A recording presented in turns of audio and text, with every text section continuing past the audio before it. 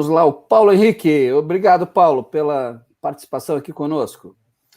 Boa noite, professores. Como representar a logística interna e o Mizusumashi no mapa de fluxo de valor?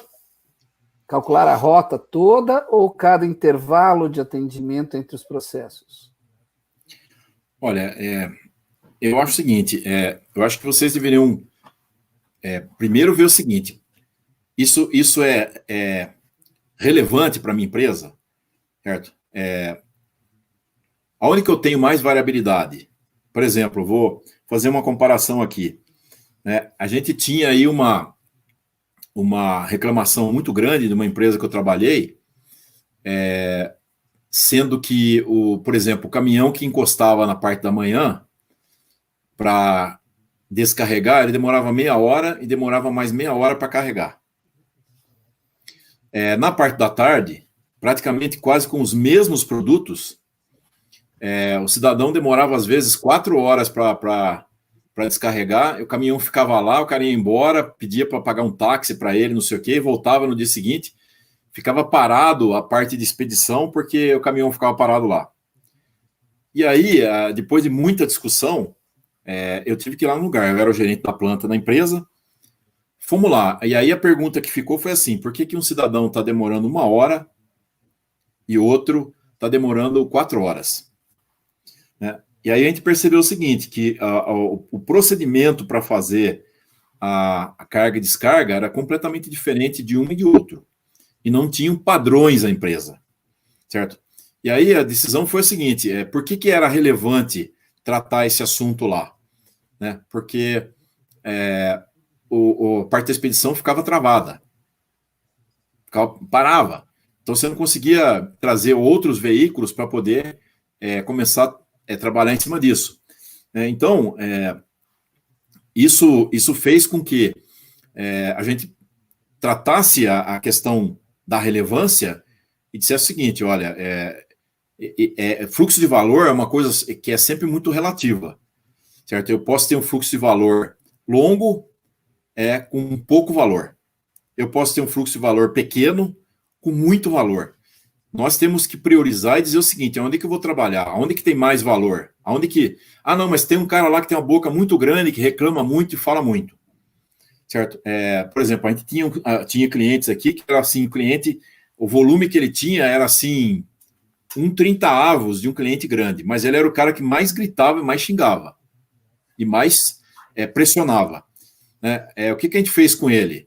A gente primeiro chamou ele e tentou tratar em bloco todos os problemas que ele tinha, para ele não se sentir assim jogado fora, porque ele sabia que o volume dele era pequeno, certo?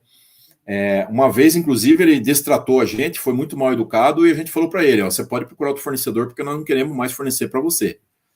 Né? E ele, eventualmente, fez o quê? Ele, na hora, foi mal educado, no dia seguinte ele se retratou. Aí nós chamamos ele de novo, saímos para almoçar com o cara, fizemos ele se sentir um cliente importante. Mas ele era um cliente muito regular, enquanto que os grandes não eram, certo? Então, por exemplo, o faturamento que ele tinha num ano era interessante para nós, a gente não queria perder isso, certo? Só que o faturamento dos outros era, assim, 30 vezes maior. Então, esse foco do valor que você está perguntando depende, eu acho que você deveria sempre avaliar a quantidade de valor que está envolvido no processo.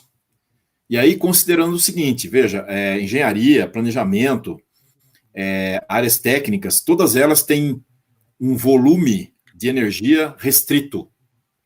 A gente deve pensar exatamente o seguinte, qual é o impacto que eu tenho, certo? De colocar minha energia nesse processo. Ah, mas o cara lá reclama muito, não sei o que tal. Peraí, qual é o valor que eu tenho? Qual é o faturamento que eu tenho com ele? Tudo. Lógico, a gente não pode só olhar um ponto, certo? Senão, de repente, a gente fica assim muito generalista. Né? A gente tem que ver. Agora, a gente pode relativar. Agora, o que eu não posso fazer é o seguinte, eu não posso falar para o cliente, ó, você não tem valor, seu valor é menor, eu vou te tratar mal. Não. Mas, de repente, eu posso colocar ele numa prioridade 2. Ou outra coisa que eu posso fazer também é usar um Rejunca Box, certo? Para fazer um nivelamento das quantidades. Porque no momento que eu coloco um Rejunca Box, eu estou tratando os clientes menores de uma forma regular, entregando para eles um pedacinho, e estou entregando um pedação, só que eu estou entregando todo dia para os grandes, certo? Então, a ideia para os pequenos também, né? Exatamente. Todo dia você está entregando para os dois. Facilitar. Tá.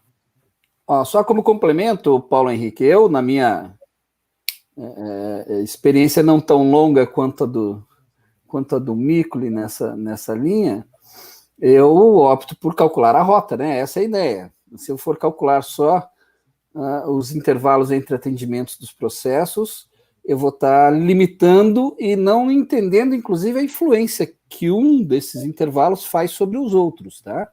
Então, na hora de mapear o fluxo de valor, no teu caso, apesar de não ter uma experiência muito vasta na logística, eu buscaria calcular a rota toda sempre, tá?